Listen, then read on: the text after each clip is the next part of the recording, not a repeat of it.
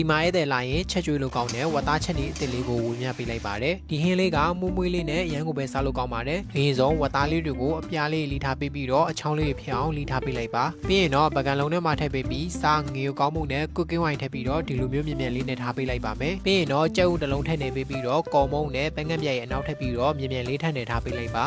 ပြီးရင်တော့စီလေးဖြန်းပေးပြီးတော့နိုင်ဝက်လောက်နှက်ထားပေးလိုက်ပါမယ်အသားနှက်ထားတော့ငရုတ်သီးအနီငရုတ်သီးစိမ်မုံလာဦးကြက်သွန်ဖြူနဲ့ကြက်သွန်မိတ်ကိုလည်းပြင်ဆင်ထားပေးလိုက်ပါမယ်ပြီးရင်တော့ဒီဟင်းရဲ့ဆော့ဆပ်ဖို့အတွက်ပန်းကန်းပြရဲ့အကြီးဗနီကာတကြားပန်းကန်းပြရဲ့အနောက်ငရုတ်ကောင်းမုံကော်မုံနဲ့ရေလေးတစ်ခွက်ထည့်ပေးပြီးတော့မွေထားပေးလိုက်ပါမယ်အိုးထဲမှာစီထည့်ပေးပြီးစီပူလာပြီးဆိုရင်တော့ခုနနှက်ထားတဲ့အသားလေးတွေကိုထည့်ပြီးတော့ကြော်ထားပေးလိုက်ပါမယ်ရတော့ပြီဆိုရင်တော့ဆယ်ထားပေးလိုက်ပါပြီးရင်တော့ဂျင်ကျက်သွန်ဖြူကျက်သွန်မိတ်ကိုထည့်ကြော်ပေးပြီးမွေးသွားအောင်လို့ပန်းကပိတစုံလောက်ကိုထည့်ပြီးတော့ကြော်ထားပေးလိုက်ပါမယ်နောက်ထပ်ငရုတ်သီးလေးတွေကိုထည့်ကြော်ပေးပြီးမွေးလာပြီဆိုရင်တော့အသားလေးတွေကိုထည့်ထားပေးလိုက်ပါနောက်ဆုံးဖြော်ထားတဲ့ sauce လေးကိုထည့်ပေးပြီးတော့ရေခမ်းအောင်ချက်ပေးပြီးသွားပြီဆိုရင်တော့အခုလိုမျိုးစားလို့ရမ်းကောင်းတဲ့ဝတ်သားချက်လေးကိုရပါပြီเนาะစားလို့ရမ်းကောင်းတာမို့လို့အိမ်မှာလိုက်ချက်စားကြည့်ကြဖို့မမေ့ကြပါနဲ့ဦးเนาะ